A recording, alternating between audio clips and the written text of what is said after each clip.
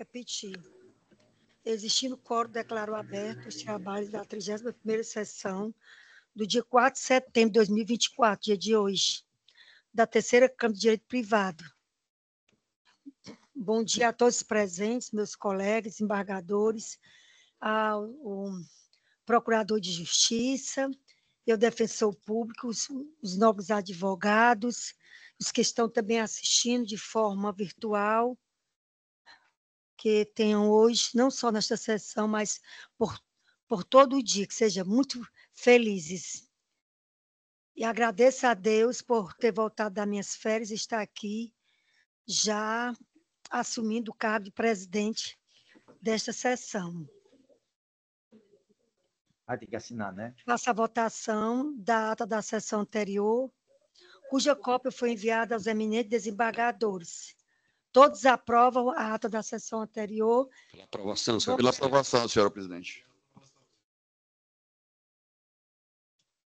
Sem impugnação, declaro aprovada a ata.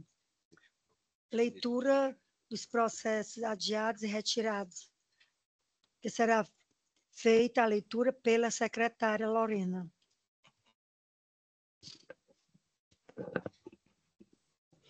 De ordem da presidência da Câmara, passa agora a leitura dos processos adiados e retirados de pauta. 21 da ordem 062-5360, dígito 06.2024.8.06.0000, agravo de filmento.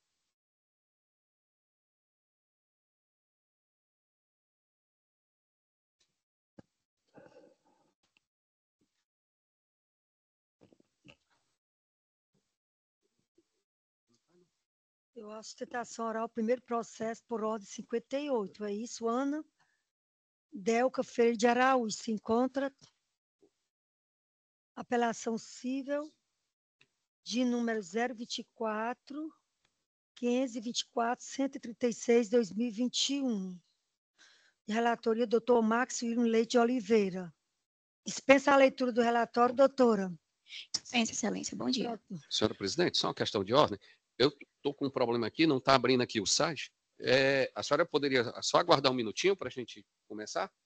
Já que o processo da minha relatoria está dando problema aqui. Confirmo.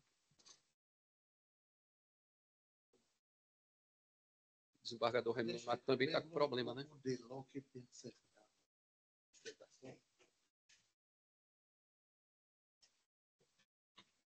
Mais livinho. Estava aqui alguma coisa?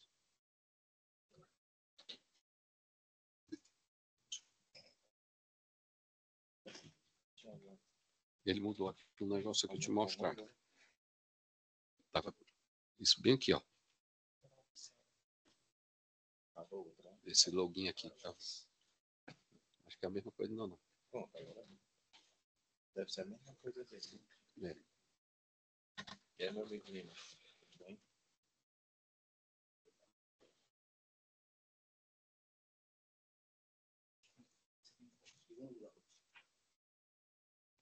$58, né?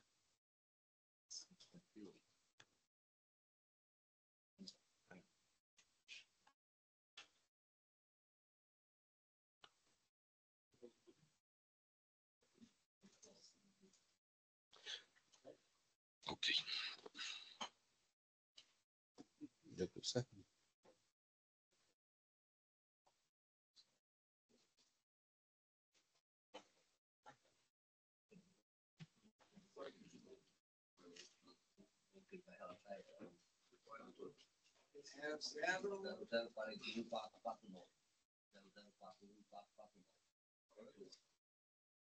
Deu certo o teu, não? Deu.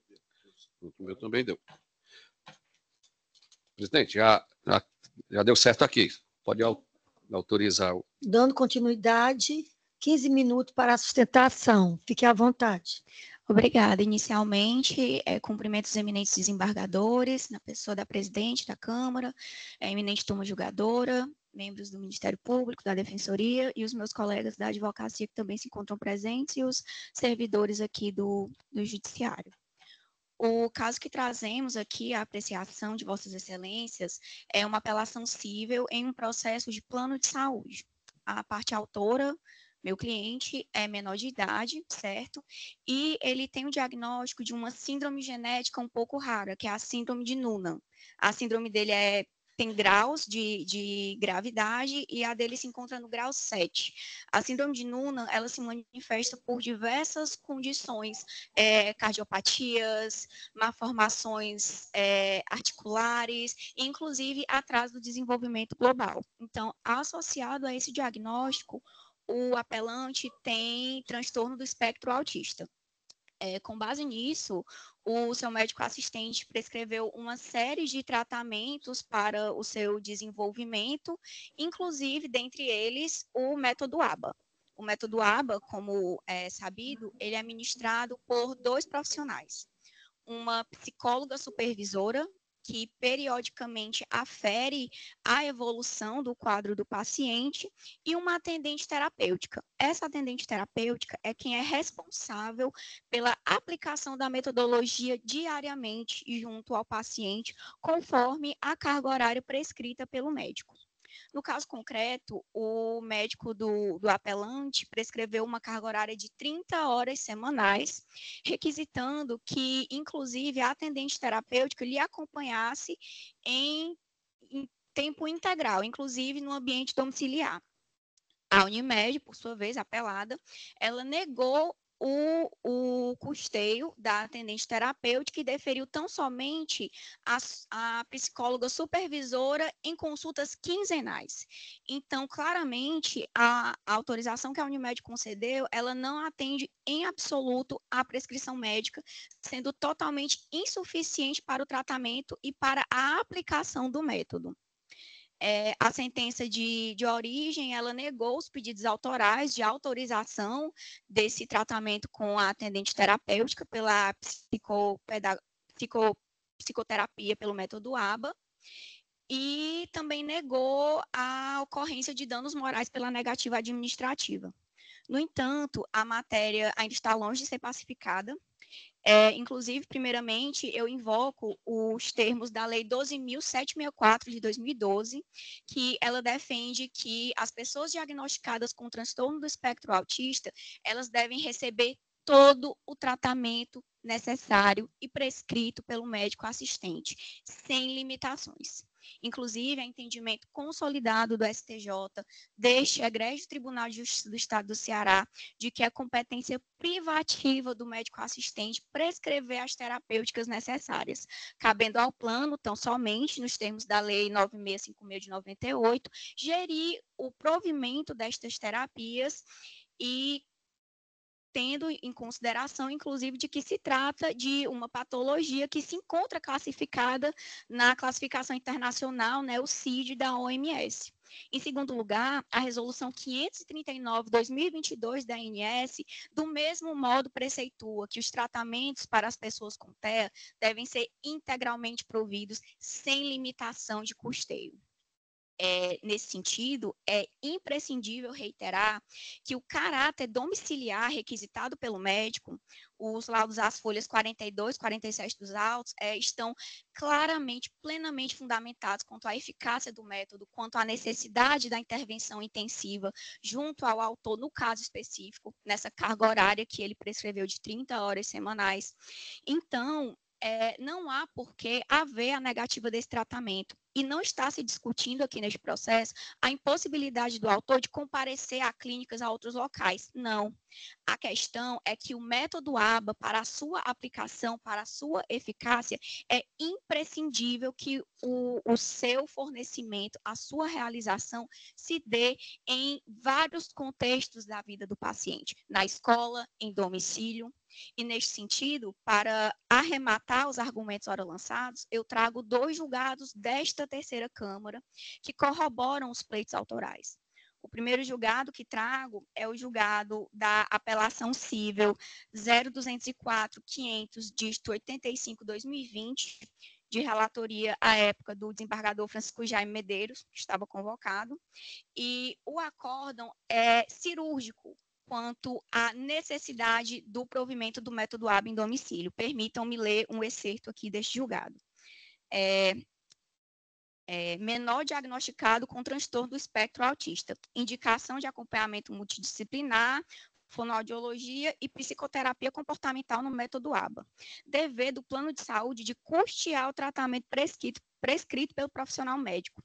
Divergência quanto ao modo de disponibilização de alguns dos serviços, em especial quanto ao atendente terapêutico capacitado a trabalhar no método ABA em domicílio. Limitação de cobertura contratual e impossibilidade. Tratamento domiciliar do apelante com exigência justificada por prescrição do médico assistente. Caráter domiciliar decorrente da própria natureza da terapêutica. Não incidência de limitação contratual, devido ao custeio do tratamento na forma e quantidade indicadas pela prescrição médica, inclusive com fornecimento de atendente terapêutico em regime domiciliar especializado no método ABA.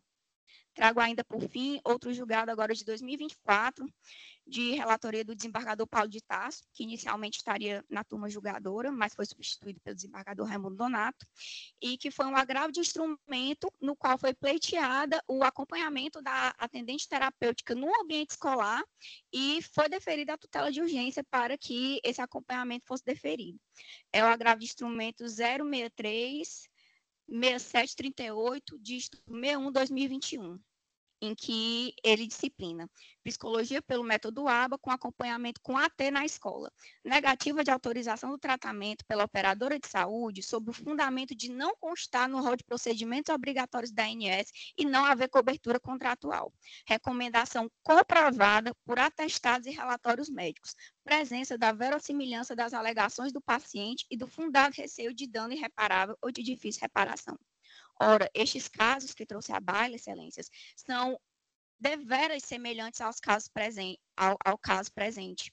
Então, não haveria por que adotar-se um entendimento divergente no presente caso, em que constam inúmeros relatórios fundamentando com literatura médica especializada, com uma série de pesquisas evidenciando a eficácia e a necessidade do tratamento no caso concreto. Portanto, por estas razões, é que nós pedimos à egrégia turma que julgue procedente o apelo, a fim de que seja reformada a sentença neste tocante e que, por consequência, se defiram os danos morais também pela negativa do tratamento na via administrativa. Agradeço desde já a oportunidade do uso da palavra e fico à disposição do voto. Pronto. Parabéns, doutora, pela sua explanação. Passa a palavra ao relator desembargador Max William para proferir seu voto. Muito obrigado, senhora presidente. Cumprimento Vossa Excelência, os eminentes pares. Cumprimento o senhor procurador de Justiça. Parabenizo a advogada pela sustentação. Cumprimento os advogados aqui presentes.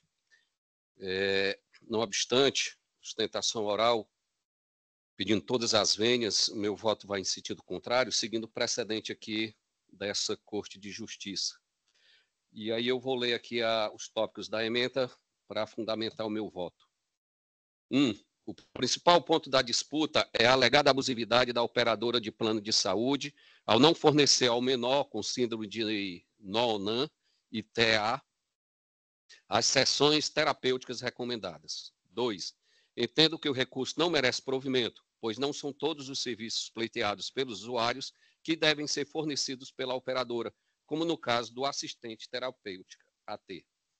No caso em análise, o autor buscou e teve indeferido o tratamento completo baseado na metodologia ABA, com profissional capacitada e experiência no método ABA, e uma frequência de 30 horas semanais com assistente terapêutica.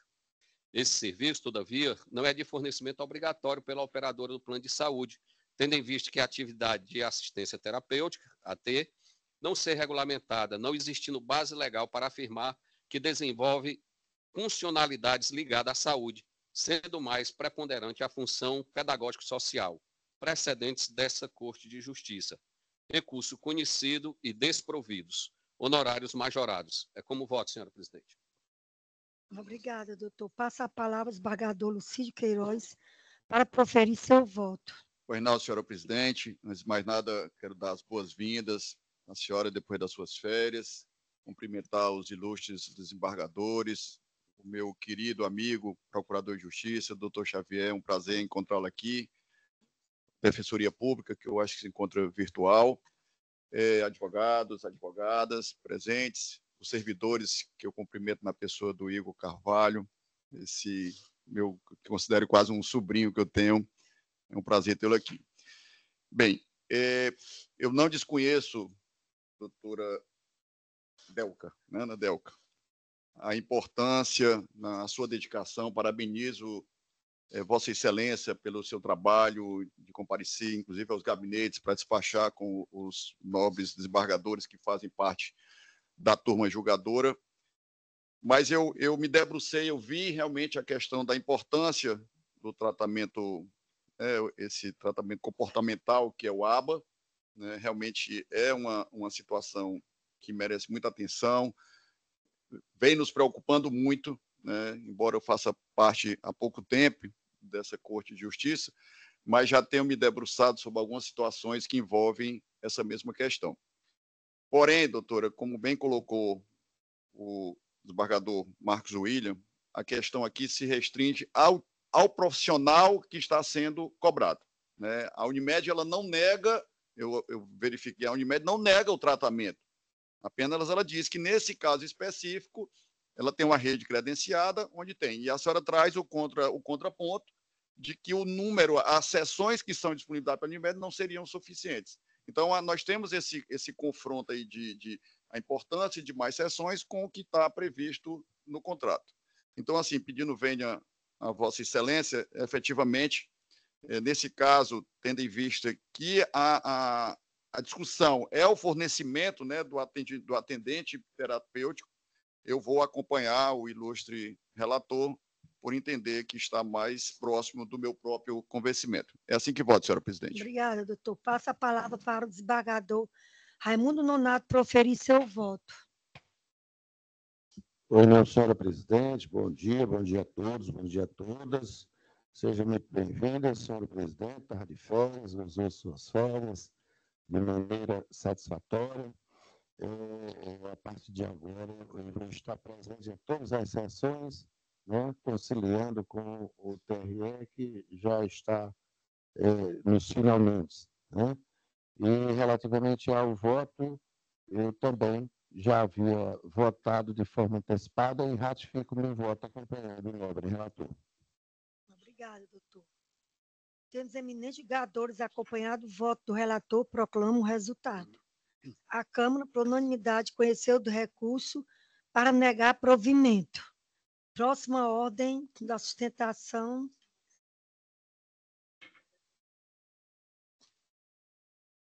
Número 41. Ninon Elizabeth Tautmann. 41.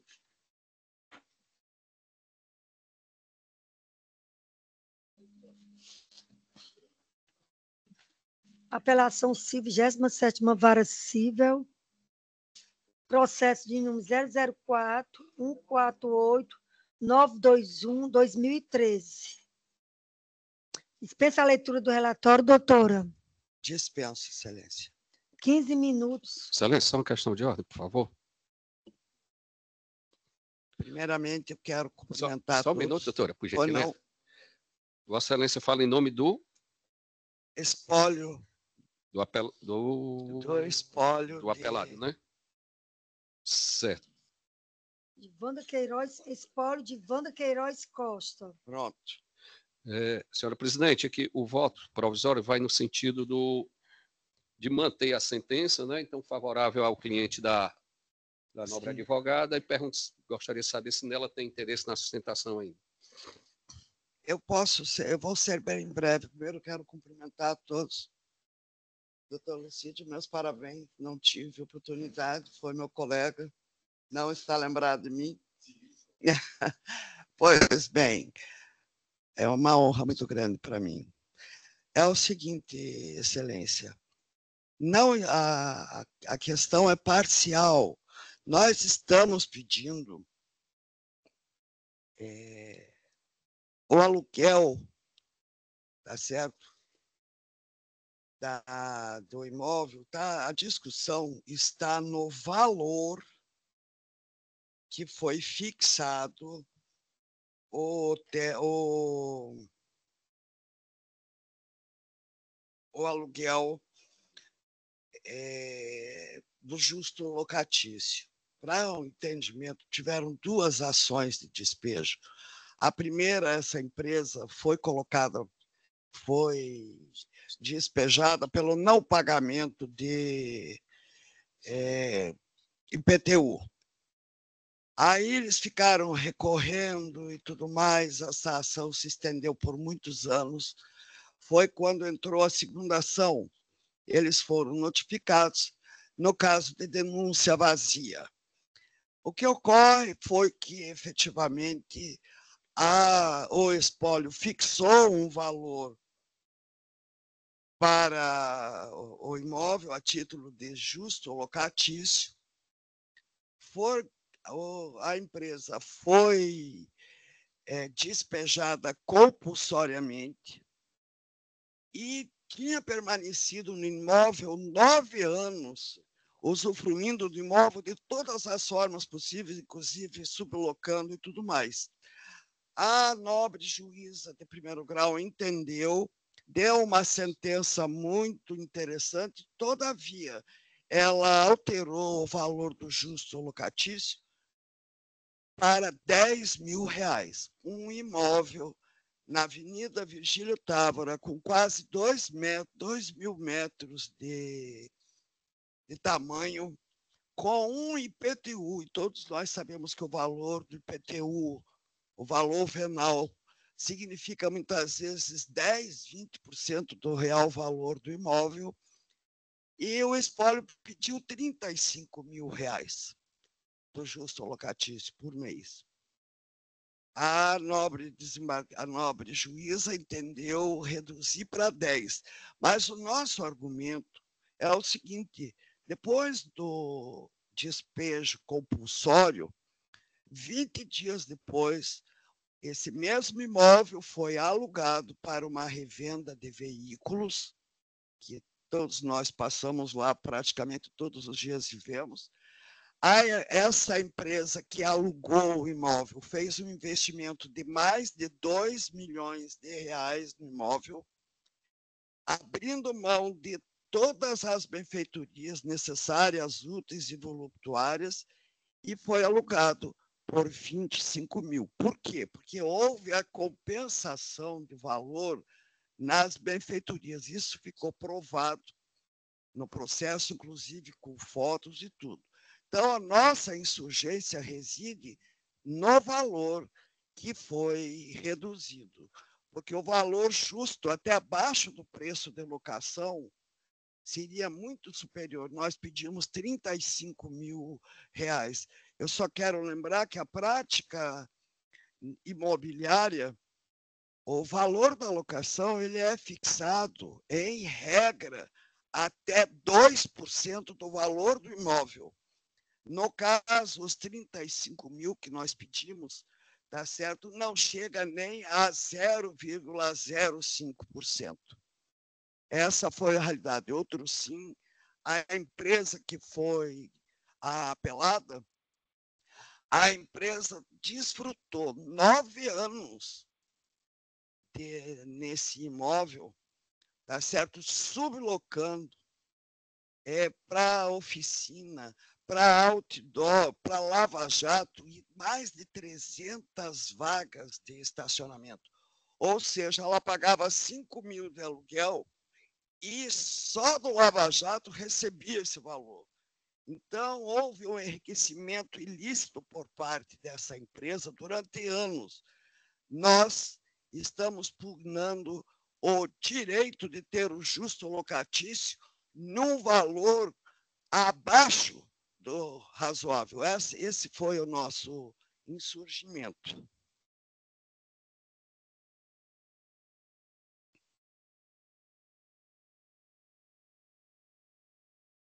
Aí eu lhe atendo agora, desembargador, que o senhor queria. Não, terminei. A essência da sustentação é essa questão do valor. Esse imóvel é de altíssimo valor. O metro quadrado desse imóvel no local onde ele está é R$20.000 o metro quadrado. Então, essa empresa, ela usou, sublocou, fez tudo que pôde e agora não se contrapôs ao justo locatício e a eminente juíza reduziu para patamares inaceitáveis. É o que eu tenho a dizer e agradeço. Terminou, doutora? Terminei. Parabéns. Eu entendi. Você deu ênfase à explicação contida. Isso na sentença. Você foi bem clara, eu acho que todos aqui entenderam. Porque é só a parte que a gente recorre é essa do valor. Do resto, a juíza foi precisa. Tá. Tá certo, obrigada. Quer acrescentar mais alguma coisa? Não, só que a apelação é parcial, diz respeito só ao valor do justo locatício, tá certo? Porque nos demais tópicos da sentença, nós acolhemos, porque ela entendeu a natureza da locação, tudo bem direitinho. Só fez, e entendeu também pelo justo locatício. O que ela fez foi reduzir o valor, que é a nossa insurgência, é essa. Está bem pontuado, bem. O processo é simples. Parabéns mais uma vez. Passa a palavra ao desembargador Marcos William para proferir seu voto. Obrigado, senhora presidente. Cumprimento Vossa Excelência, nobre advogada. Vou ler, então, aqui os tópicos da ementa como fundamentação do meu voto. Trata-se de recursos apelatórios interpostos por ex-senhor Imobiliária Limitada e pelo espólio de Wanda Queiroz Costa contra a sentença de folhas 638/645, proferida pelo juiz da 27ª Vara Civil da Comarca de Fortaleza. A sentença, no contexto da ação de despejo por denúncia vazia, combinada com cobrança de aluguéis, movida pelo segundo apelante contra o primeiro, julgou parcialmente procedentes os pedidos. 2. O Código Civil, em seu artigo 575, inseridos no capítulo 5 da alocação das coisas, prevê que, sendo o locatário notificado e não sendo a coisa devolvida, este pagará, enquanto estiver na posse do bem, o aluguel que o locador arbitrar, respondendo ainda por eventuais perdas e danos. O parágrafo único do artigo supracitado prevê ainda que, caso seja excessivo o valor arbitrado pelo locador, poderá o juiz reduzi-lo, levando-se em conta o caráter de penalidade da referida majoração. O comando legal acima não entra em conflito com a lei do inquilinato, pois aplica-se subsidiariamente o Código Civil, o Código de Processo Civil, nas hipóteses em que é omissa a lei especial. Pautado pelo princípio da proporcionalidade e tendo em conta o caráter de penalidade do novo arbitramento de aluguel, entendo que o valor fixado pelo juiz de primeira instância está dentro dos limites da razoabilidade e proporcionalidade, não havendo fundamento para qualquer alteração. Recurso de apelação das apelações conhecidos e não providos. Como voto, senhora presidente? Obrigada, doutor. Passa a palavra ao desembargador Lucídio Queiroz para proferir seu voto. Senhora presidente, eu acompanho integralmente o voto do relator. Obrigada, doutor. Passa a palavra ao desembargador Raimundo Nonato para proferir seu voto. Também, senhora presidente, acompanho o relator. Tendo os eminentes julgadores acompanhado o voto do relator, proclamo o resultado. A Câmara, por unanimidade, conheceu do recurso para negar provimento.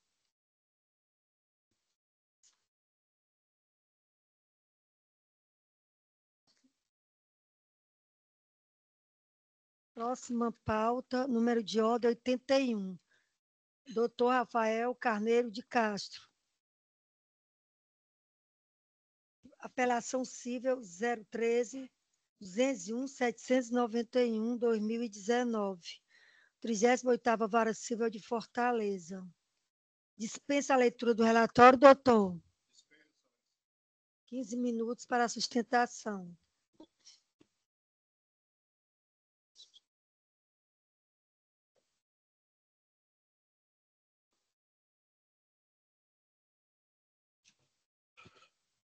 Excelentíssimos desembargadores dessa Egrégia Câmara de Direito Privado, excelentíssimo representante do Ministério Público, da Defensoria Pública, servidores aqui presentes, colegas advogados, muito bom dia, uma satisfação novamente estar presente aqui nessa sessão.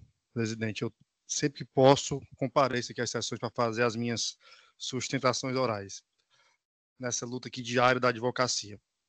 E hoje, excelências, me coloco aqui nessa tribuna para tratar de um processo assim que ele tem um contexto, eu diria, atípico em relação ao que é a matéria que originou essa demanda.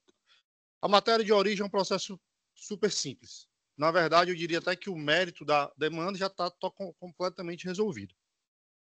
A ação de origem trata-se de uma demanda de rescisão de um contrato de compra e venda de um imóvel, decorrente de pedido de desistência por parte do comprador, e a discussão do processo é tão somente o quantum de devolução dos valores que foram pagos por esse comprador autor da demanda.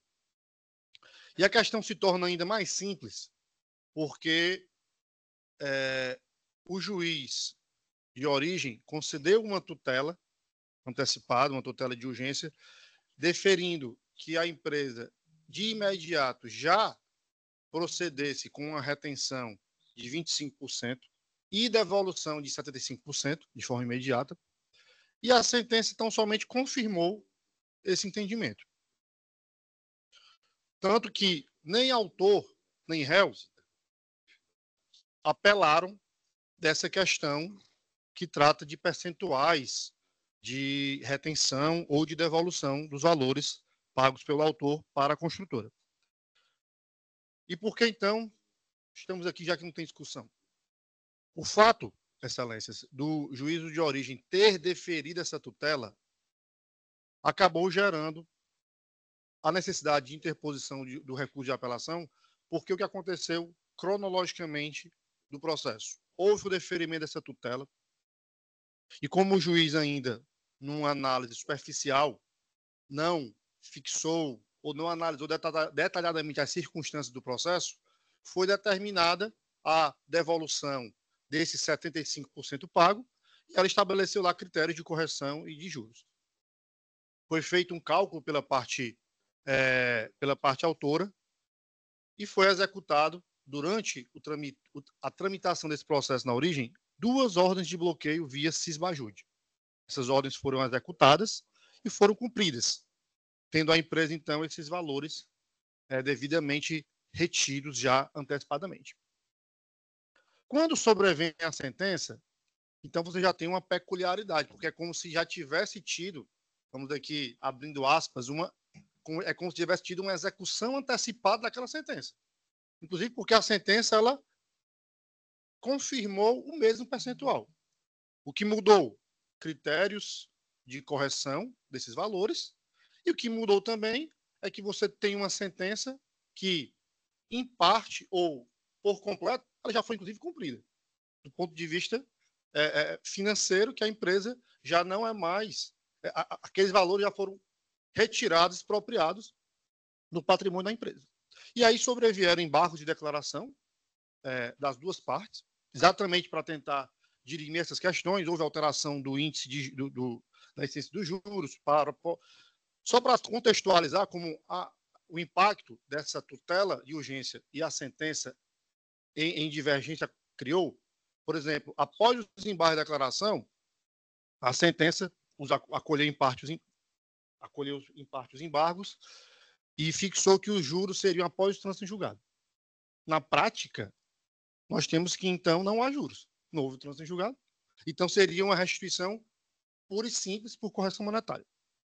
Fato é que, dentro desse contexto, a parte autora, parte desses valores já ainda estavam bloqueados, diga-se. A parte autora, naquela ânsia de receber, apresentou uma conta, um cálculo, e como o juiz determinou a liberação desses valores, a parte autora apresentou esse cálculo e pediu que fosse pedido alvará. Isso já após a sentença. O juiz determinou, através de um despacho, a liberação desses valores por alvará, mas veio a apelação, o juiz de origem muito rapidamente percebeu que havia ali uma controvérsia e cancelou a ordem de levantamento. Então, excelências, o recurso de apelação aqui, na verdade, de uma forma atípica, é como se já estivesse se tratando da própria fase de execução. Essa é a verdade. Apesar disso não estar escrito em canto nenhum, mas a minha interpretação jurídica da situação é essa. É como se nós já estivéssemos numa apelação de mérito tratando da fase de execução. Porque o juiz, nas decisões, proferidas na sentença e posterior à sentença, ele chega a homologar, acolher o cálculo apresentado pela parte autora. E esse cálculo apresenta alguns erros muito claros, no nosso entender, e que geram uma diferença que a empresa, obviamente, não podia permitir que fosse acolhida. No cálculo do autor, do valor que está bloqueado, ele teria direito a levantar R$12 mil. E eu estou falando que é número redondo só para facilitar. E a juíza homologou esse cálculo. A parte ré, ora apelante, apenas para efeito ilustrativo, ainda que não fosse um momento oportuno, na sua apelação traz cálculos que ela entendia como devido, e na verdade o valor residual não seria os R$12 mil alegados pelo autor e acolhidos pelo juízo, seriam a metade, R$6 mil, exatamente por essas divergências. E essas divergências elas ficam claras, excelência, sobre dois aspectos. Primeiro, porque o cálculo do autor ele atualiza 100% do valor, ao invés de atualizar 75%. Ele atualiza o valor até a data final e somente após a atualização ele faz o desconto do valor que foi bloqueado. Isso é o erro mais grosseiro que existe, porque, enfim, se eu sofri o bloqueio, se eu já sofri a expropriação daquele valor, o valor já saiu do meu patrimônio, é claro que naquela data tem que haver a dedução, e não ao final. Porque se assim fosse, após o bloqueio, eu continuaria sofrendo a incidência de correção monetária sobre um valor que eu já, entre aspas, paguei. E, corroborando com o alegado, o próprio STJ tem a súmula 179 que estabelece: o estabelecimento de crédito que recebe dinheiro em depósito judicial responde pelo pagamento de correção monetária relativa aos valores recolhidos. Ou seja, a partir do momento que há o bloqueio, que há a disponibilização daquele valor em conta bancária vinculado ao processo, a empresa devedora deixa de estar imóvel em relação àquele valor e as eventuais correções de juros passam a ser pelos índices de atualização daquela conta judicial. Então, essas divergências, excelências, é que nos levaram aqui a interpor recurso de apelação e, por ser um fato bem atípico, a trazer essa questão aqui na sustentação oral, por entender que há divergências entre o que foi decidido na sentença, entre o que foi deferido em tutela e, especialmente, no cálculo que foi apresentado pelo autor para o juízo de origem, e o juiz de origem acolheu esse cálculo como se correto estivesse, o que, repito, e explicado aqui, não é verdade. Essas eram as questões assim relevantes que eu gostaria de tratar e expor. Agradeço que a atenção de Vossas Excelências, requerendo provimento do recurso para esses ajustes, pequenos ajustes, e garantia, Excelências, aqui, o pleito é de garantia de segurança jurídica para uma futura execução. É uma oportunidade que nós temos de, o processo já está praticamente resolvido, é uma tentativa aqui de dar segurança jurídica ao futuro cumprimento de sentença. Obrigado.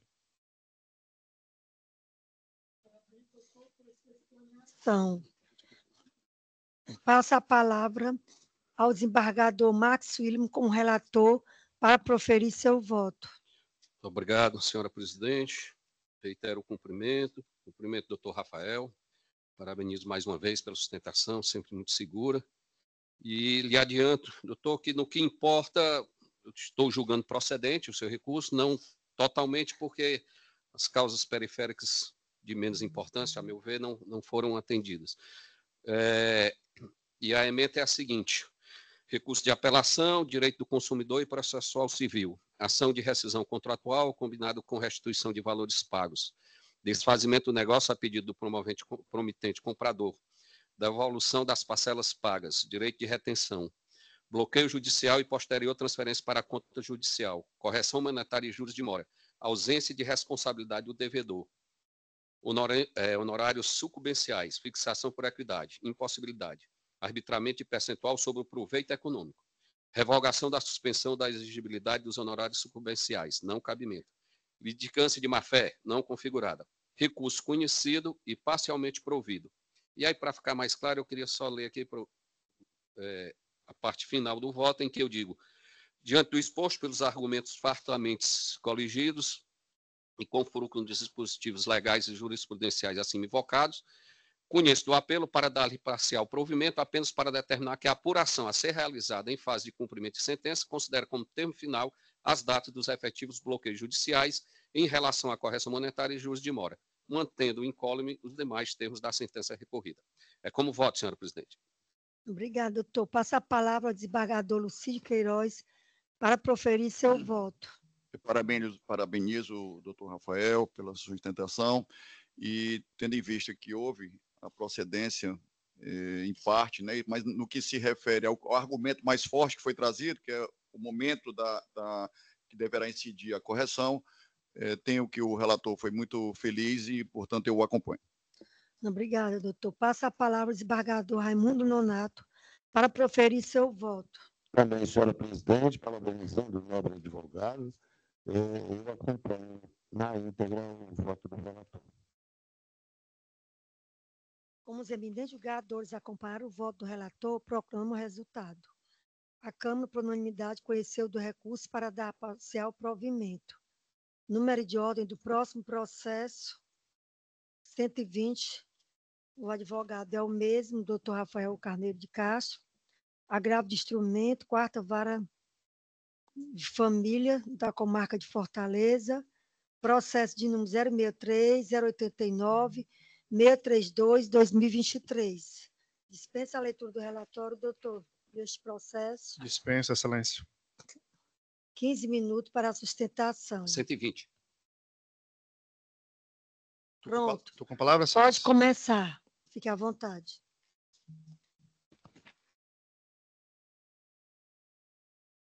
Renovando aqui, excelências, as saudações anteriores, o presente caso. Doutor Rafael, só para a gente otimizar o nosso tempo, Claro. O nosso e o de Vossa Excelência também, é o 063-0896, não é isso? Um agravo de instrumento. Isso. 2023, o ano. Pronto.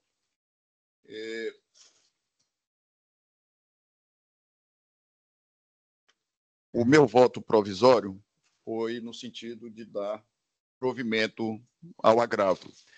E, se Vossa Excelência quiser, eu posso fazer a leitura para o senhor compreender se foram atendidos todos os... Não, excelência, se está dando provimento, eu me dou por satisfeito. Então, não precisa nem fazer... Só para uma questão, realmente, então, a leitura, não. É nesse sentido, senhora presidente. Então, no caso aí, eu vou repasso de novo a palavra ao relator para o voto. E seria bom que Vossa Excelência lesse a proposta de emenda para melhor esclarecimento do caso. Com certeza.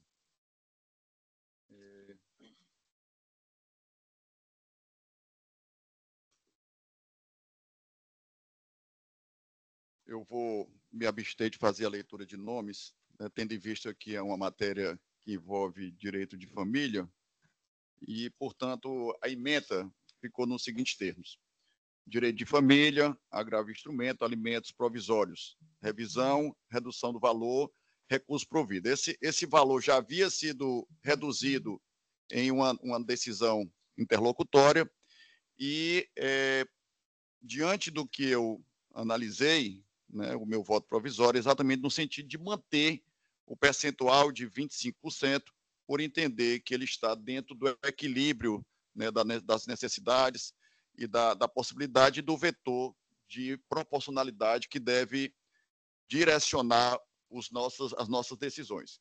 Portanto, o caso em exame trata-se de agravo de instrumento interposto contra a decisão interlocutória, que fixou alimentos provisórios em 30% dos rendimentos do agravante, além do pagamento das mensalidades de plano de saúde dos filhos.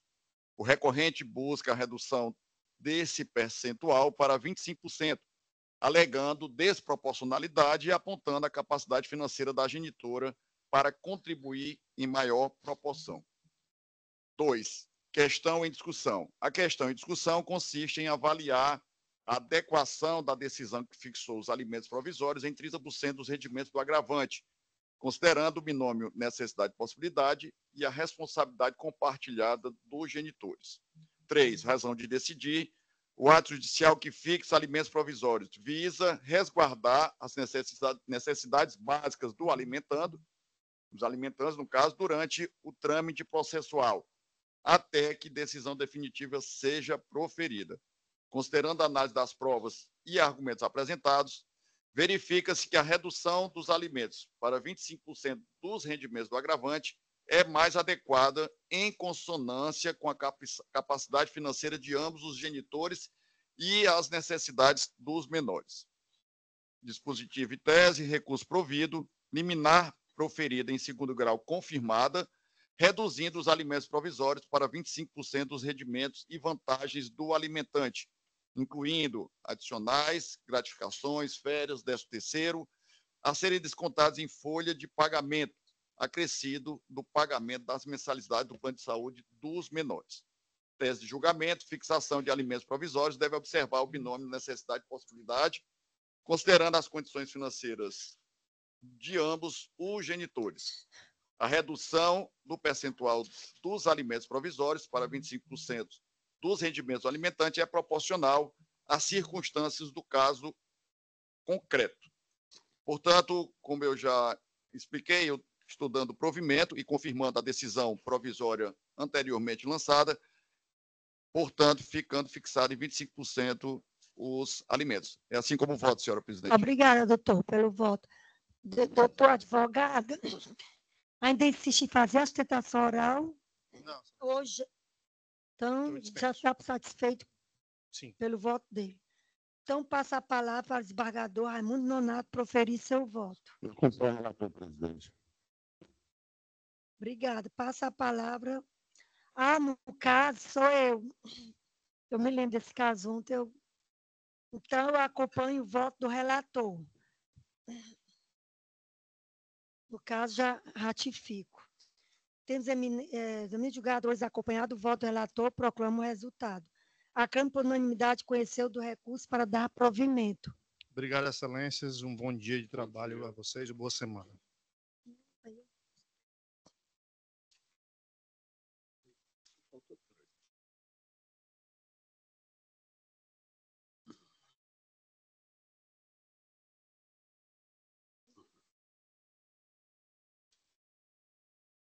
No caso aqui. Tá.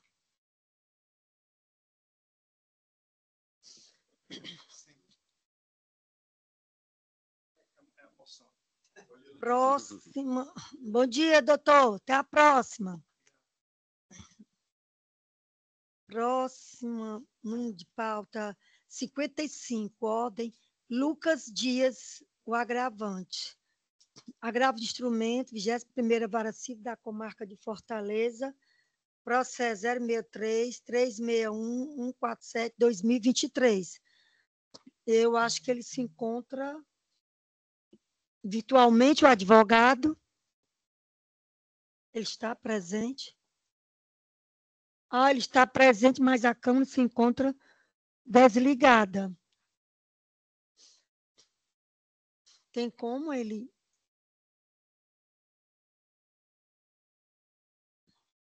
Tem como ele aparecer aqui na tela? Doutor, está me ouvindo, advogado? Lucas Dias?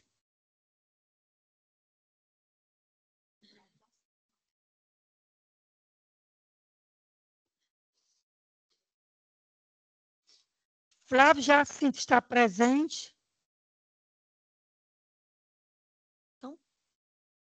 Então, acho que houve desistência. Então, passamos para frente. Porque você disse que ele estava presente, não estava conseguindo entrar, foi isso?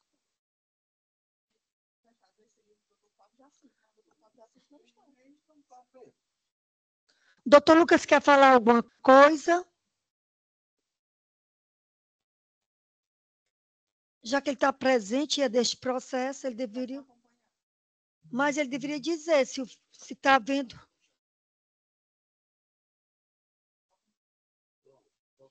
Então, nesse caso, se ele está acompanhando, ele quer saber o resultado. Então, não nesse caso, eu vou passar a palavra para o relator, doutor Marcos William, proferir seu voto, já que ele está acompanhando, ele quer saber do resultado de imediato. Pois não, Então, doutora. pronto. Pode Pois não. falar, doutor. Muito obrigado, senhora presidente. Vou ler, então, só a proposta de emenda. Agravo de instrumento, ação declaratória de inexistência de dívida combinada com indenização por danos morais e patrimoniais. Liminar negada em primeiro grau, inconformismo da parte autora.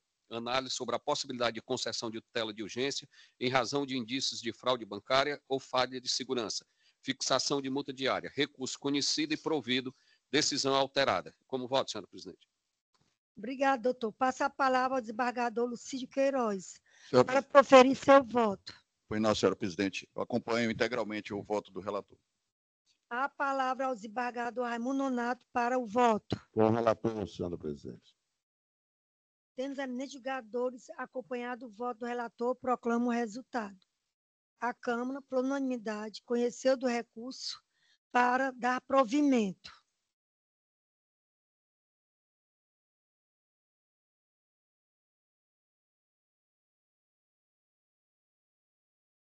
O próximo número de ordem do processo 063 78 29 21 2023, agravo de instrumento, sexta vara civil da comarca de Fortaleza, é o número 14. Teve um problema com o advogado, mas ele vai acompanhar. Neste caso, eu vou passar a palavra ao relator desembargador Raimundo Nonato para proferir seu voto, porque ele está acompanhando. 14. Presidente, bom dia mais uma vez. Bom dia ao nobre advogado que está acompanhando. Foi ele que requeriu a sustentação oral. Então, aqui é favorável ao nobre advogado. Em dado que você não, mesmo assim, deseja fazer a sustentação oral. Eu não sei se ele está em condições de falar, o advogado. Ele está me ouvindo? Você está me ouvindo, doutor? Ele passou. Ele anunciou que não tinha interesse. É só. Bem rapidinho, só em caixa alta. Agravo. Instrumentação de execução de título executivo judicial, penhora de dinheiro, rendimentos da parte executada, artigo 835, inciso 1 do CPC, possibilidade de pedido de levantamento do valor penhorado em favor do executante, pedido deferido, o recurso foi conhecido e provido. Favoravelmente. Obrigada, doutor. Como votante, acompanho o voto e ratifico neste ato. Passa a palavra ao desembargador Marcos William para proferir seu voto. Acompanho o relator, senhora presidente. Como todos acompanharam o voto do relator, proclamo o resultado. A Câmara, por unanimidade, conheceu do recurso para dar provimento. Tem mais alguma sustentação para ser feita nesta sessão? Porque presente não tem nenhum advogado. A doutor Diego Bruno está virtual. O processo número de ordem 126. Agravo de instrumento, terceira vara. Eu não sei se é vara civil ou é vara de família. Aqui não tem. Empresarial, recuperação. Empresarial. Ata empresarial de recuperação de empresas de falências do Estado de Ceará. 063 757 111 2023. Doutor, você está me ouvindo? Escuto claramente, excelência. Vares. Dispensa a leitura do relatório. Dispenso, por favor.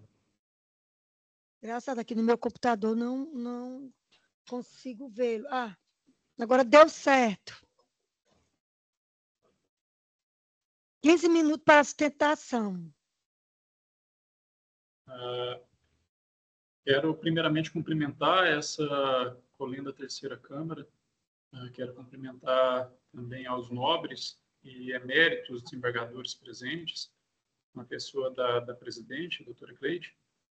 Quero cumprimentar também a pessoa do representante do Ministério Público, da Defensoria Pública, da mesma forma aos colegas advogados presentes e, por fim, aos serventuários que e também estão colaborando para a realização dessa sessão. Primeiramente, Excelência, eu gostaria de trazer... Posso prosseguir? Ok. Primeiramente, eu gostaria de trazer à baila, metaforicamente, eu gostaria de acender um candeeiro, exatamente para que possa servir de farol para o melhor entendimento e compreensão no que tange a previsão do ordenamento jurídico. Se me permitem, parágrafo 3º, artigo 49 da Lei 11.101 de 2005, prevê ipsis literis: estão sujeitos à recuperação judicial todos os créditos existentes na data do pedido, ainda que não vencidos. Parágrafo 3º, tratando-se de credor titular da posição de proprietário fiduciário de bens móveis ou imóveis, de arrendador mercantil, de proprietário ou prominente vendedor de imóvel, cujos respectivos contratos contenham cláusula de irrevogabilidade ou irretratabilidade, inclusive em incorporações imobiliárias ou de proprietário em contrato de venda com reserva de domínio, seu crédito não se submeterá aos efeitos da recuperação judicial e prevalecerão os direitos de propriedade sobre a coisa e as condições contratuais, observada a legislação respectiva, não se permitindo, contudo, durante o prazo de suspensão a que se refere o parágrafo 4º do artigo 6º dessa lei, a venda ou a retirada do estabelecimento, do devedor, dos bens de capital essenciais à sua atividade empresarial. Trazida exatamente a tônica no que tange a essa previsão legal, Excelência, eu gostaria de registrar alguns fatos que, por sinal, são fatos cronologicamente ocorridos ao longo dos autos da RJ, da recuperação judicial, da mesma forma ao incidente de impugnação ao crédito, cuja sentença ela está sendo a data vênia, com todo acato e respeito, atacada através desse agravo de instrumento. A agravante ela é credora de 14 contratos de consórcio que foram celebrados e contraídos pela agravada, Terra Santa Importadora e Exportadora de Frutas Limitada. Na época, todos esses contratos de consórcio, eles foram concedidas as devidas cartas de crédito, e essas cartas de créditos foram utilizadas para aquisição de maquinários agrícolas, tratores agrícolas da marca Massey Ferguson. À época da celebração desses contratos, somatizava algo em torno de R$2.200.000. Acontece que tivemos conhecimento que a Terra Santa Importadora de Frutas, importadora e exportadora de frutas, ela era massa falida, e foi onde nós ingressamos na recuperação judicial, requerendo o que de direito. Mas, infelizmente, o crédito da agravante foi inserido na primeira relação de credores, as folhas 267 a 277 dos autos de recuperação judicial. Na classe de credores quirografários, foi atribuído o valor de quase R$3.800.000 à época. Então, nós apresentamos divergência ao administrador judicial exatamente por se tratar de um saldo devedor originário de alienação fiduciária.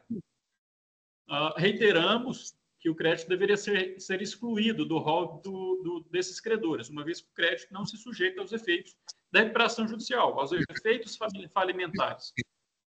Então, o novo rol de credores foi publicada nos autos da recuperação judicial, as folhas 2.414 a 2.419, mantendo a agravante na qualidade de credora quirografária.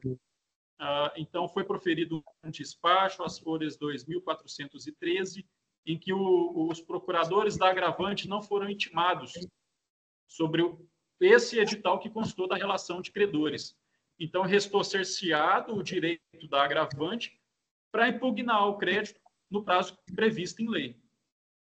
Mesmo assim, nós apresentamos a impugnação ao crédito de maneira incidental, conforme prevê o parágrafo 2º do artigo 7º e artigo 8º da Lei 11.101 de 2005. Distribuímos essa impugnação ao crédito, requerendo que o crédito da recuperação judicial fosse excluído do rol dos credores, uma vez que foi equivocadamente incluído pelo administrador judicial. Acontece, nobres desembargadores, que na impugnação ao crédito nós expomos as reiteradas tentativas de exclusão desse saldo da relação desses credores. Foram tentativas realizadas desde junho de 2022 a setembro de 2023 nos autos da recuperação judicial. Se os senhores até me permitem, nós requeremos essa exclusão do rol concursal, e na decisão das folhas 2.263 e 2.264 dos autos da recuperação judicial, isso foi exposto lá na impugnação ao crédito, o magistrado ele chegou a determinar que o administrador judicial se manifestasse sobre o pedido do agravante, mas não houve o cumprimento dessa ordem. Então, as folhas 2.401 dos autos da recuperação judicial, o administrador judicial voltou a ser intimado para se manifestar a respeito das objeções, mas novamente se quedou inerte. Então, além dessas objeções que foram protocoladas, foram severamente, rigorosamente manifestadas nos autos de recuperação judicial, nós também enviamos e-mail ao administrador judicial em dezembro de 2022, em 2 ocasiões, encaminhamos em maio de 2023, junho de 2023, agosto e setembro de 2023, encaminhamos e-mail diretamente ao administrador judicial, endereço aj.terrasanta@gmail.com. E em nenhum desses e-mails nós obtivemos resposta, e diga-se de passagem, todos esses e-mails, inteiro, teor e forma, foram colacionados também na impugnação ao crédito. Mas, por qualquer sorte, houve prolação de sentença na impugnação ao crédito. As folhas 934 a 941, em que o magistrado determinou a extinção do feito e condenou o agravante ao pagamento de custas e honorários sucumbenciais no percentual de 10% do valor atualizado da causa. Lembrando que, quando o crédito foi inserido no rol de credores quirografários, já perfazia uma ordem de aproximadamente 3.800.000. E quando essa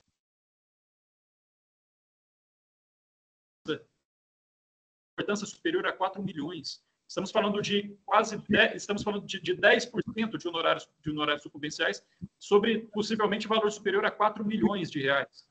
Isso considerando que a empresa agravada ela sequer chegou a se manifestar nos autos da impugnação ao crédito. Então, nós interpomos esse agravo de instrumento,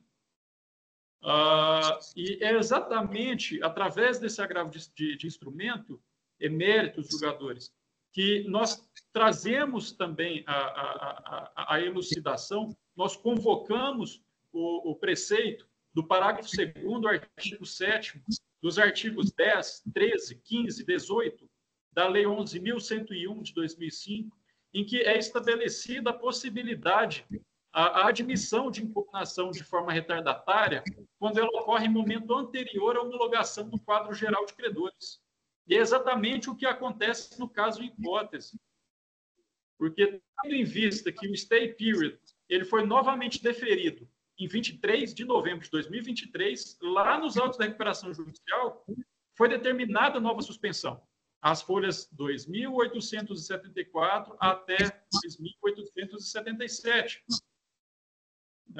Inclusive, até a data da interposição desse agravo de instrumento, ainda não havia a finalização do stay period nos autos da recuperação judicial. E, quiçá, se me permitem, ainda não havia sido homologada a relação geral de credores. Então, considerava-se, quando da prolação da sentença nos autos de impugnação ao crédito, considerava-se rigorosa e necessária a apreciação de todos os termos e argumentos e requerimentos que foram sustentados pela parte agravante. E não bastasse, já me direcionando à conclusão dessa sustentação oral, não bastasse o agravante... Posso prosseguir? Não bastasse a agravante teve conhecimento de um caso análogo de uma impugnação ao crédito que foi apresentado pela empresa Singenta, também credora da parte agravada, a Singenta CID Limitada, nos autos do processo 0028-576, dígito 55, distribuído em 2023, 8.060001. E através desse processo, a Singenta CID ela recebeu atendimento totalmente adverso daquele que a agravada recebeu nos autos de impugnação ao crédito. Digo isso porque foi apresentado de maneira retardatária também, mas o magistrado entendeu como superada a intempestividade. Então, esse comportamento ele também tem que ser rechaçado. Ou, no mínimo, que a impugnação ao crédito que foi apresentada pela agravante, que seja também dado o mesmo comportamento, seja dado o mesmo atendimento. Então, através desse agravo de instrumento, méritos julgadores, nós pedimos e pugnamos que a sentença ela seja reformada de modo que, finalmente, o saldo devedor seja excluído do rol de credores quirografários, uma vez que ele não se submete aos efeitos familiares, e seja, sim, tratado da maneira em que realmente o ordenamento prevê. Assim, eu concluo, excelências, a minha sustentação oral, agradeço pela gentileza, respeitosamente pelo tempo dos senhores em me escutar, e fico à disposição do voto. Estimo uma ótima semana aos senhores e um excelente dia de trabalho. Parabéns, doutor, pela sua explanação. Passo a palavra ao relator Lucídio Queiroz para proferir seu voto. Pois não, senhora presidente. Antes de mais nada, dar o meu bom dia ao doutor Diego Tavares. Já tinha o atendido virtualmente. Acho que foi ontem, né, doutor, que nós conversamos. Sim. E esse processo, doutor Xavier, esse agravo de instrumento faz referência a um processo que tramita na vara de recuperação. Ele me despertou o interesse de analisar muito cuidadosamente, não com profundidade, mas analisar a Lei 11.101, que é a lei que regula a recuperação judicial, extrajudicial, e também a falência do empresário e também da sociedade empresarial. Sociedade empresária. E uma coisa que me despertou muita atenção, desembargador Raimundo Nonato, nós temos duas situações que são trazidas pelo ilustre advogado que precisam ser muito bem esclarecidas. Nós temos quando acontece de ser proposta uma recuperação judicial e é nomeado o administrador judicial, existem duas fases que são muito distintas. Existe a fase da habilitação e existe a fase da impugnação. Então, primeiramente, é publicado um edital, onde nesse edital consta lá a relação dos credores, tudo direitinho, o nome do credor, o seu valor, parará, muito bem feito. Aí estamos tratando da fase de habilitação. Decorridos 15 dias dessa publicação, é publicado um segundo edital, que, desta vez, traz a relação, eu até fiz aqui um históricozinho para deixar muito bem claro isso, que é exatamente para a habilitação dos credores que, por acaso, haja em relação a este prazo, poderá ser feita a habilitação retardatária, ou seja, naquela primeira publicação, o credor que não tenha constado no rol, ele tem a possibilidade de pedir a habilitação retardatária. Então, essa é a primeira fase do que nós temos. Muito bem. O que é que acontece a partir daí? Que é exatamente o disposto no artigo 10 da Lei 11.101, que trata da questão da habilitação retardatária. Deixamos bem claro isso, habilitação retardatária. Acontece que continua ainda o artigo 7º, que trata exatamente dessa habilitação, quando ele diz que, nesse caso, se abre um prazo de 45 dias para o administrador da recuperação judicial publicar um novo edital, contendo o quê? Relação dos credores para que possam ter acesso à documentação que fundamentou a relação definitiva. Pronto, é feito. Então, nessa situação, nós temos exatamente concretizada a fase de habilitação. Pronto. E se abre, a partir daí, um novo prazo, que é um prazo de 10 dias. Para o quê, desembargadora Cleide? Exatamente para a impugnação. Se a gente fizer um paralelo, é como se nós tivéssemos fazendo um paralelo bem grosseiro. Há uma fase de um processo, o processo desenvolve, tudo direitinho ali, e é publicada a sentença. Então, a partir da sentença, você tem um prazo para recurso, que seria mais ou menos a questão da impugnação. Pronto. Aí, assim, com todo o respeito que eu tenho ao ilustre advogado, é aqui que está o imbróglio. Porque está se buscando se utilizar da fase de impugnação, e nesse caso aqui, esse prazo de 10 dias é peremptório, ou seja, ele é fatal. Você tem 10 dias para fazer a impugnação. Não fez a impugnação nesse prazo peremptório. Não tem. Infelizmente, ele é fatal e, se vencido esse prazo, está liquidado a súmula. Mas o ilustre advogado, o desembargador Raimundo Araújo, que o senhor está atento aí ao fato, ele diz o seguinte: não, mas haveria necessidade de intimação. Mais uma vez, eu peço vênia ao ilustre advogado, porque a intimação, nesse caso aqui, não há previsão. O que haveria previsão seria na questão da habilitação. Então, também não havia essa necessidade, e isso está já pacificado em decisões do STJ. Então, assim, é uma matéria bem tranquila. E ainda, ele traz como paradigma uma empresa, né, chamada Singenta.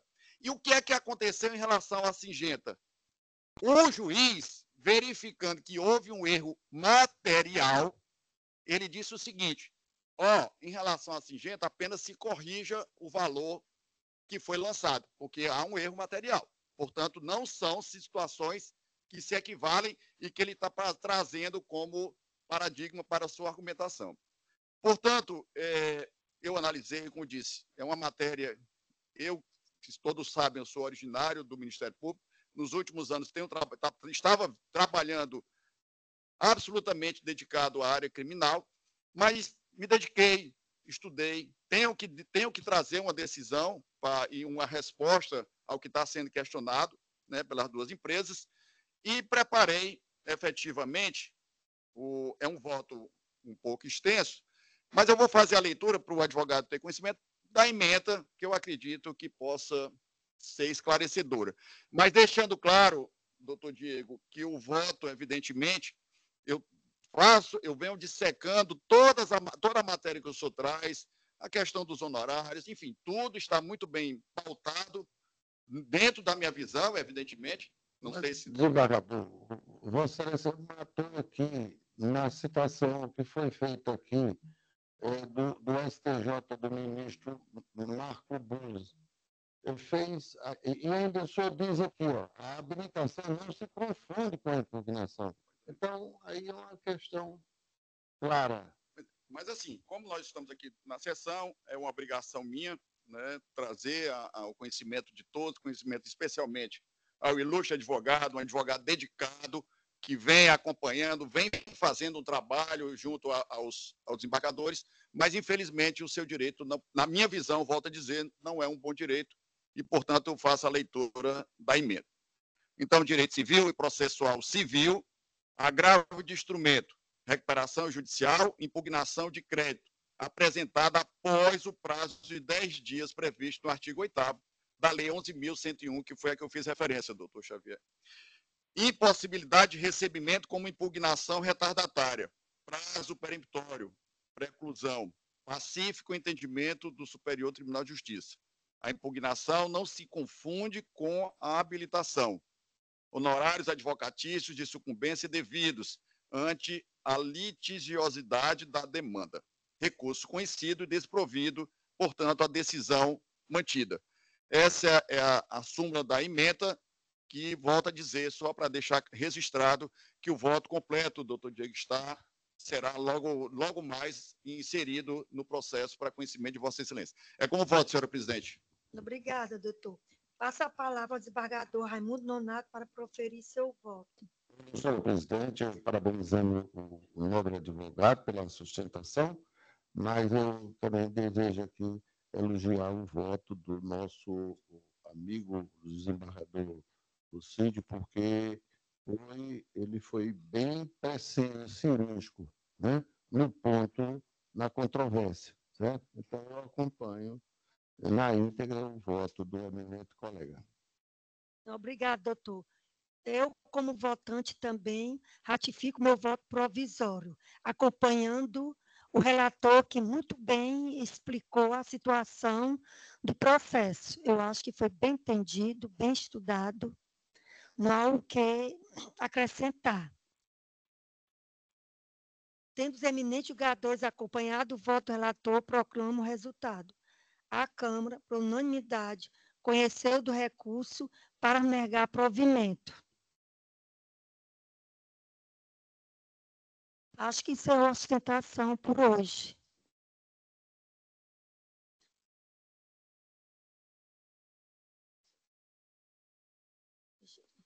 Tem 2 processos pendentes de votos.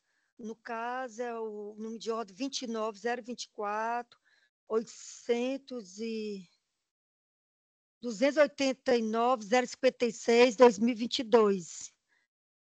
Vara Civil, 25ª Vara Civil da Comarca de Fortaleza. Relator, doutor Max William Leite de Oliveira. Então, passa a palavra ao desembargador Lucídio Queiroz para proferir o voto. Qual é o procedimento aí? Qual é o processo? 024. O número de ordem 29.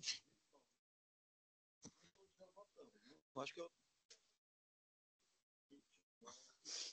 Doutor pediu vista. Ainda insiste na vista do processo?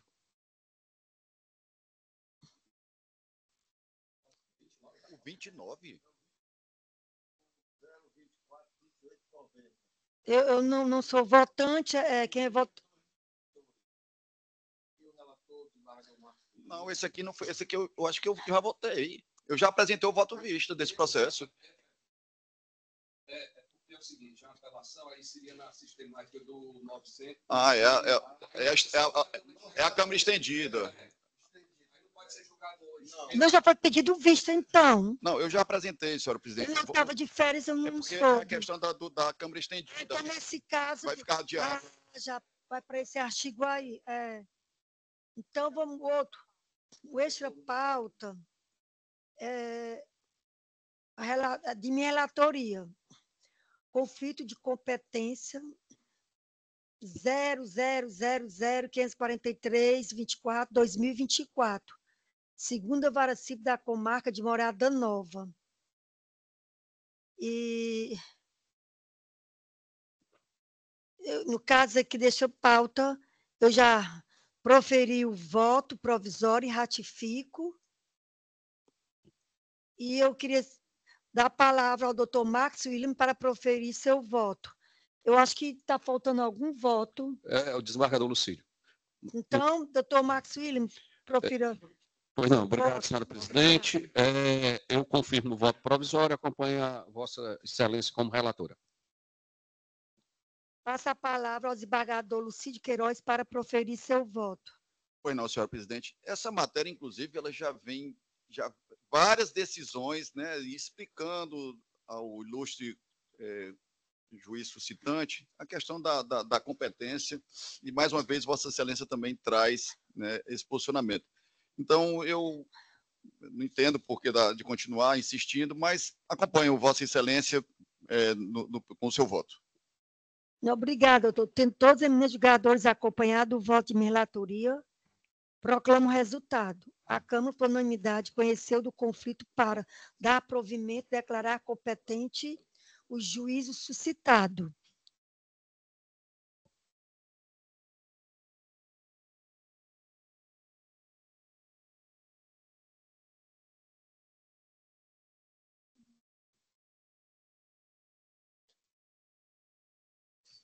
Pergunta aos eminentes embargadores se confirmam os votos provisórios. Já feito anteriormente. Se confirma. Senhor presidente, eu confirmo todos os votos provisórios. Também, Vossa Excelência, confirmo todos os que eu fui relator e que também na condição de vogal. Igualmente, senhora presidente, confirmo todos os votos provisórios. Também confirmo todos os votos provisórios. Conclusão da análise dos processos. Anuncio que todos os processos que foram submetidos ao sistema do voto provisório previamente, sejam inclusos em pauta, bem como os extrapautas, se tornam definitivos julgamentos nos termos dos respectivos relatores. Agora deixo a facultada a palavra, quem quiser se manifestar sobre alguma coisa, sobre algo, vou deixar aí a critério de vocês. Senhora presidente, só mais uma vez reforçando, né, as boas-vindas das suas férias, espero que tenham conseguido descansar bem, também dar as boas-vindas ao doutor Xavier, esse colega, como eu já disse, muito querido, e eu acho que o senhor vai ficar um mês com a gente, doutor Xavier? 2 sessões. Pronto, então, será um prazer. E no mais, só desejar um bom dia a todos. Presidente, se me permitir também... Fique à vontade. Obrigado. Eu queria só aproveitar esse espaço aqui na terceira Câmara, quando eu debutei, né, como procurador, e aproveitando aqui o ensejo, né, de externar minha satisfação, né, e por que não dizer, desembargador Raimundo Nonato, que eu tive o prazer também de trabalhar com Vossa Excelência quando titular ainda de umas varas do júri, aqui em Fortaleza, né? Isso. Do meu orgulho, né, em ver 2 colegas de valor, doutor Marcos William, doutor Francisco Lucídio, né, a desenvoltura, doutor Lucídio, né, em sua sustentação, a segurança, doutor Marcos William, né, no dizer o voto e o desafio que os colegas abraçaram, né, em passar a ser julgadores. Né. É uma responsabilidade, desembargadora Cleide, que eu tenho uma perfeita noção, desembargador Raimundo Nonato, o peso que é julgar. E aqui renovo, mais uma vez, a minha satisfação e a minha alegria de participar dessa sessão sob vossa presidência, né, estendendo também meus cumprimentos, né, aos assessores, Germano, de maneira, né, carinhosa, que é também um servidor do Ministério Público, que está aqui assessorando o desembargador Marcos William. E só renovar e desejar sucesso, né, nessa empreitada, né, que se inicia, né, sob os ombros de Vossas Excelências, doutor desembargadores Marcos William e Francisco Lucídio. E agradecer essa oportunidade, desembargador, e também aproveitando, fazer uma saudação especial também ao defensor público, doutor Silvério, que há muito tempo não o via, né? Eu tenho uma satisfação imensa, né, de renovar esse contato. Então, queria agradecer esse espaço, desembargador. Muito obrigado. Obrigada, doutor, pelas palavras a mim dirigidas e aos meus colegas. Da minha parte, senhora presidente, só realmente renovar os parabéns pelo retorno, Vossa Excelência, assumindo a presidência, tão bem conduz aqui a nossa Câmara, e também agradecer a forma gentil, as palavras gentis do estimado amigo, doutor Xavier, que eu tive a felicidade de assumir como procurador de justiça na mesma sessão, eu, doutor Xavier e doutor José Filho. Né? Então, é sempre uma alegria renovada encontrá-lo, doutor Xavier.